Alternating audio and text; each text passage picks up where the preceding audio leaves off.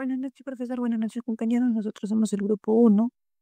Nuestro tema es análisis microeconómico del Perú y sus proyecciones del 2022 al 2028.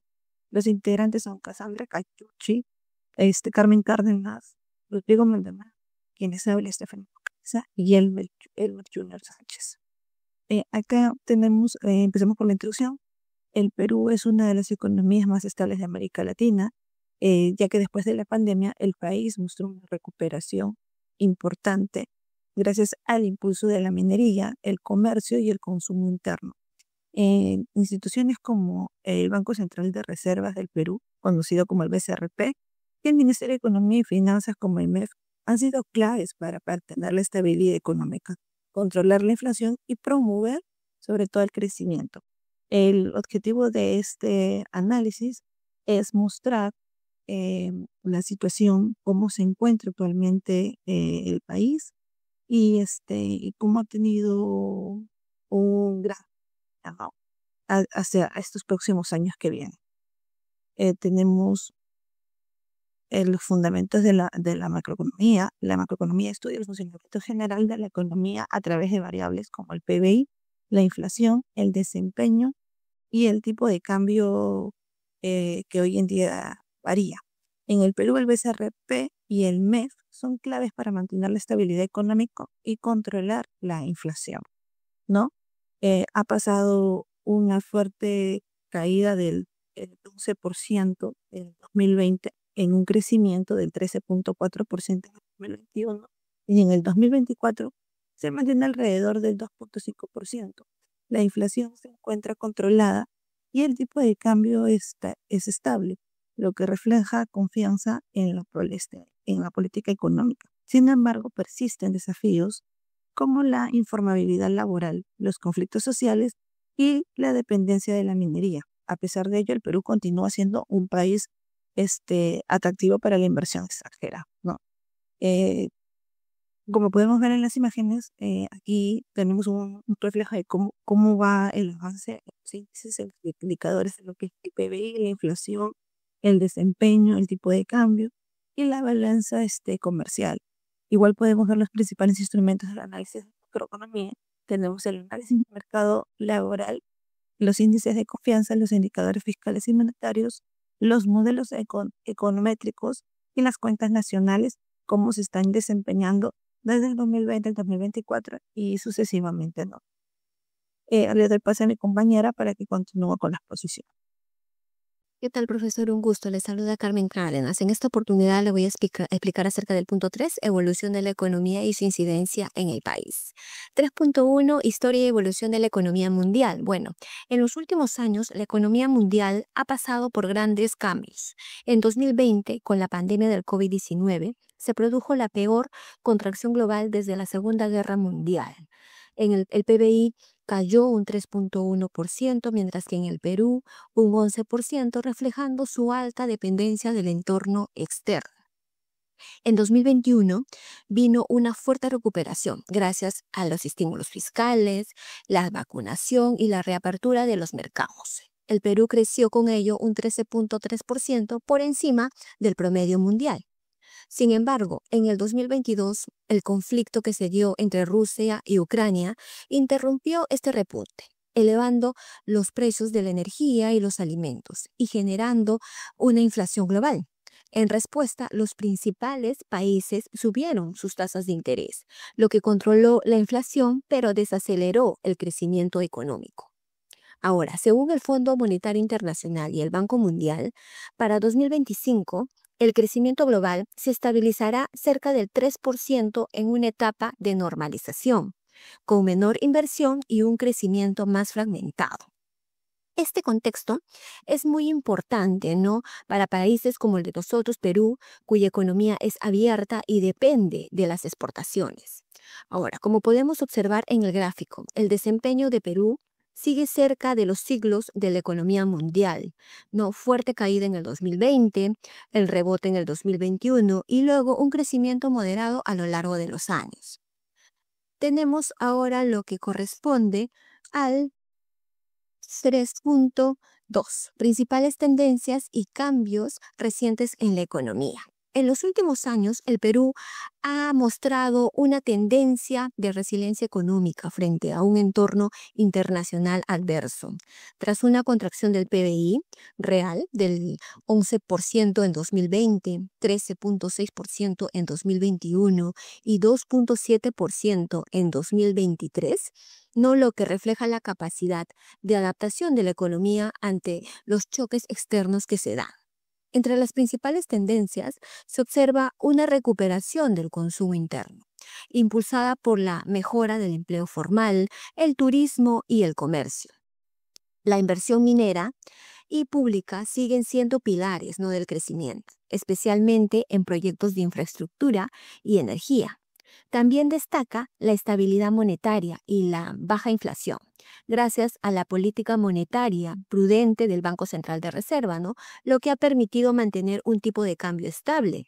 Y finalmente, el país mantiene un superávit comercial sostenido, gracias a las exportaciones mineras y agroindustriales. En cuanto a los cambios recientes, se observa una política monetaria más restrictiva para controlar la inflación, seguida de una fase de normalización gradual. El Estado ha asumido un mayor protagonismo del gasto público, sobre todo en infraestructura, en salud y en educación. El avance de la digitalización y los pagos electrónicos, ¿no?, con billeteras digitales y las fintech. También se aprecia una diversificación productiva incipiente, con nuevos sectores como la agroexportación y la manufactura ligera.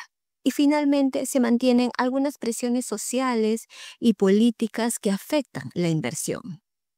Ahora tenemos el punto 3.3, sistema económico y modelo vigente. Bueno, el Perú mantiene un modelo de economía no social de mercado establecido en la Constitución, en donde predomina la iniciativa privada, pero el Estado interviene pues para asegurar el bienestar, no de todos los ciudadanos.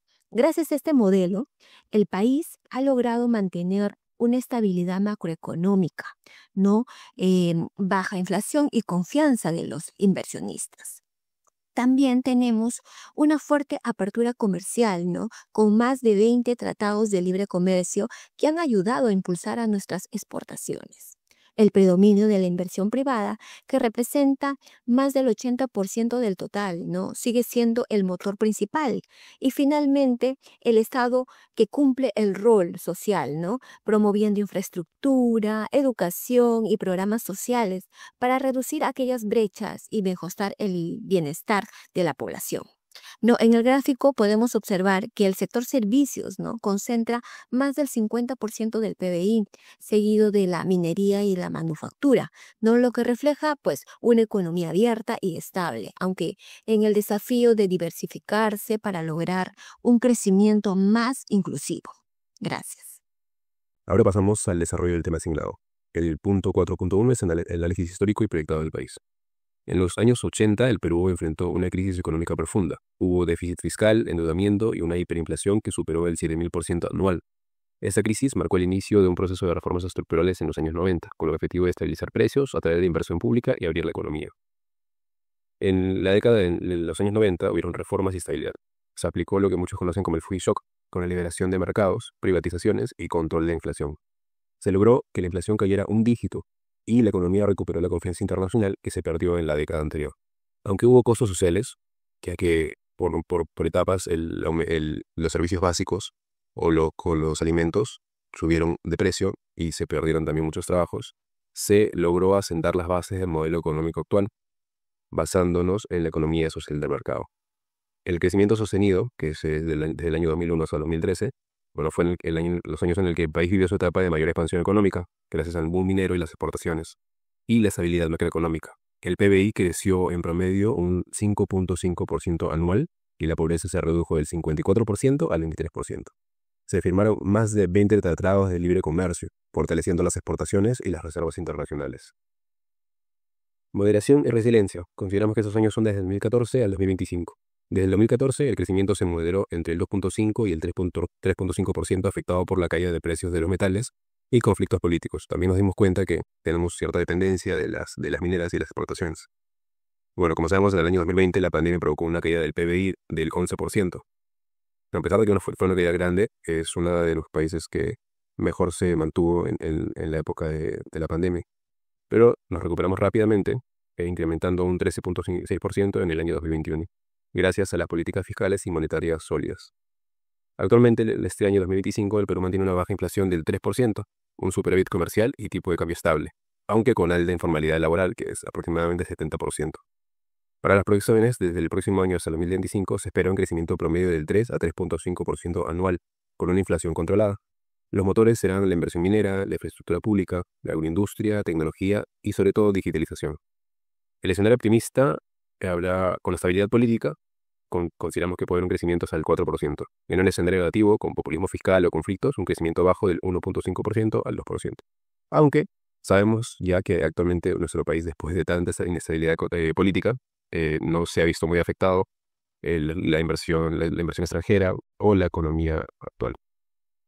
Gracias. Continuando con la exposición, mi nombre es Elmer Junior Sánchez Velázquez y hoy me tocó analizar el punto número 4.2 que habla de análisis macro, que es un análisis reflejado de 2022 a 2028, de años que ya pasaron y de proyecciones para los futuros años. Los datos de los cuadros han sido obtenidos del Ministerio de Economía y Finanzas, del Banco Central de la Reserva y del INEI, ¿no? Que es el Instituto Nacional de Estadística e Informática. En el primer cuadro tenemos el Producto Bruto Interno, que mide el valor total de bienes y servicios producidos en un país durante un periodo determinado. Y el cuadro está expresado en miles de millones de soles. Al lado derecho tenemos el cuadro del PBI per cápita, que se diferencia del PBI porque este ya es más, eh, se mide a través de cada habitante, ¿no? O sea, es el valor de producción que se obtiene de cada habitante y está expresado en miles de soles. Podemos ver que en el caso del PBI, ha ido mejorando, se ha recuperado de la caída que tuvo post pandemia. Y en el caso de PBI per cápita, vemos que a medida que pasan los años, eh, el dinero obtenido por cada persona, por cada habitante va a ser mucho mayor, comenzando en 28.5 miles de soles y en 2028 cerrando con un 32.9. Luego tenemos la tasa de crecimiento económico que expresa cómo aumenta porcentualmente el PBI durante estos años y se ve cómo el PBI ha estado creciendo, ¿no? Igual nuevamente vemos reflejado la caída en el 2023, que es la pospandemia, y que actualmente este año 2025 está en 3.5 y se espera que para el 2028 esté el 3%. La tasa de desempleo está a la derecha. Ahora, ese indicador de la tasa de desempleo no ha sido tan favorable para el Perú en estos últimos años, pero vemos que va a reflejar un aumento, ¿no? Perdón, una disminución en este indicador, lo que indica un aumento de empleo por parte de las personas, ya que este indicador refleja cuánto, cuántas personas de Perú están activamente en un empleo, ¿no? Sin empleo. Ahora, en el 2022 fue 6.3 y actualmente está en 5.7 y va a cerrar en un 2028 con 5.6, que se espera que sea menos, pero esa es la expectativa actualmente. Luego tenemos la inflación. Este indicador mide la variación anual que existe entre los precios registrados, ¿no? Lo que permite tener una tranquilidad o estabilidad económica en un país.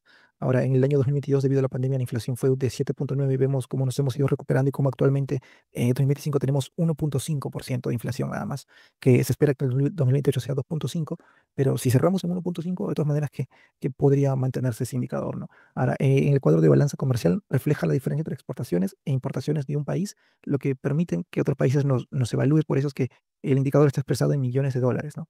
Vemos como de 2022 teníamos 9.6 millones de dólares y actualmente en el año 2025 tenemos 26,926, lo que indica un 300% de crecimiento en este indicador y lo que permite que nos reflejemos bien hacia el exterior. Continuando con el tipo de cambio, este indica cuánto se mueve la posición del sol frente al dólar, ¿no? En el 2022 teníamos 3.83, ahora estamos en 3.40, se espera, pero estamos mucho menos, ¿no? 3.30, y en el año 2028 se espera una pequeña alza debido a que el próximo año tenemos un cambio en las elecciones y eso origina cierta tendencia a la subida. Ahora, en el cuadro de riesgo país, este indicador nos da una percepción o nos hace notar la percepción de la solvencia económica y política de nuestro país a través de las obligaciones financieras que ellos tienen, o cómo están cumpliendo las obligaciones financieras que tienen. En el año 2023, 2022 teníamos 100.23, estábamos bien calificados medianamente. Luego, post pandemia, tuvimos un incremento, ¿no? En el año 2024, debido a las condiciones políticas, subió hasta 100.55 debido a la incertidumbre y nos estaban cumpliendo, pero este año ha ido mejorando a 100.31 puntos y se espera que en el año 2028 se mejore aún más, ¿no? Que el indicador baje y que nuestro riesgo país sea mejor y poder cerrarlo en 125 puntos. Eso es todo de mi parte. Bueno, continuando con la exposición, seguimos con el análisis de crecimiento económico de Perú, ¿no? Bueno, el Producto Interno, que es el PBI, es un indicador importante que mide el crecimiento de la economía en un país. En el Perú, en los últimos años, hemos visto una recuperación económica, ¿no? Especialmente después de la pandemia. El 2024, la economía creció un 3.3%, ¿no? Este crecimiento es gracias a las personas que han vuelto a consumir ex- más las exportaciones, ¿no? Se han aumentado. Eh, el consumo privado, que es cuando las personas compran productos y servicios, tiene un impacto positivo en la economía, ¿no? Aunque durante la pandemia bajó muchísimo, después se fue recuperando poco a poco. En el consumo público, son los gastos del gobierno en los servicios que también ayuda a que la economía crezca, ¿no? Cuando todos, sobre todo ellos gastan en las infraestructuras, ¿no? El gobierno invierte en eso, ¿no? En lo que es inversiones, la inversión tanto pública como privada es un impacto positivo en la economía, ¿no? Por ejemplo, en el Perú tenemos la inversión importante que es de la minería, ya que ha aumentado en varios sectores también las inversiones. En el 2024 el gasto público creció en un 14.1%, ¿no? Gracias a los proyectos de infraestructura, salud y educación, ¿no? Bueno, sin embargo, hay algunos desafíos como la gestión pública ineficiente e incertidumbres políticas, ¿no? Como se han estado viviendo en estos últimos años, ¿no? Que pueden afectar mucho las inversiones que se puedan dar en el futuro, ¿no? Tenemos también los gastos públicos. Tenemos el gasto público que se divide en gasto corriente para el servicio básico y el gasto de capital para los proyectos de infraestructura. El gasto capital ayuda a mejorar la economía y generar empleo, ¿no? Sin embargo, se debe tener cuidado en los gastos innecesarios que podrían afectar las finanzas del país, ¿no? Tenemos también las exportaciones e importaciones. Las exportaciones, especialmente de minerales, son muy importantes para la economía del Perú. En el Perú tuvo un superávit comercial, lo que significa que exportó más de lo que importó, ¿no? Esto ayuda a tener más reservas de dinero y mejorar la competitividad. Pero depender solo de los minerales es un riesgo, ¿no? Es muy riesgoso ya que debemos diversificar nuestras exportaciones, ¿no? De ahí tenemos lo que son escenarios positivos y negativos para el futuro, ¿no? Por ejemplo, un escenario negativo es inhabilitar la política, ¿no? Desde el 2022 el Perú ha tenido mucha inestabilidad política, ¿no? También tenemos los choques externos e inflación, factores como la guerra de Rusia, Ucrania, que han tenido también un impacto en la economía mundial, ¿no? Eh, de ahí tenemos en escenario positivo la recuperación política, ¿no? Entonces, si Perú lograra estabilizarse políticamente, tanto que los gobiernos de la confianza a los extranjeros de poder invertir en nuestro país, ya que nuestro país puede ser un país estable, sería un escenario político, ¿no? También tenemos lo que son las reflexiones sobre el futuro económico del país, ¿no? Bueno, el futuro económico de Perú depende de cuán bien se logre implementar las reformas y ayuden a diversificar la economía, ¿no? Fomentar empleos formales y fortalecer las instituciones, ¿no? Si el país se mantiene en una política fiscal y monetaria estable, el crecimiento económico podría ser de un 3 a un 3.5% anual entre el 2025 y el 2028, ¿no? El gobierno debe centrarse en impulsar innovaciones tecnológicas, mejoras de infraestructuras, fortalecer la educación y la capacitación laboral, promover la transparencia y estabilidad, y eso es lo que debería promover el gobierno como tal, ¿no? También tenemos las recomendaciones para el futuro, que es diversificar la economía. Como país, nosotros debemos ser diversos, fomentar la formalización laboral, que eso es muy importante, y mejorar la eficiencia de gestión pública. Promover la educación financiera, que eso podría ayudar mucho a la ciudadanía del país, ¿no? Eso sería todo. Muchas gracias.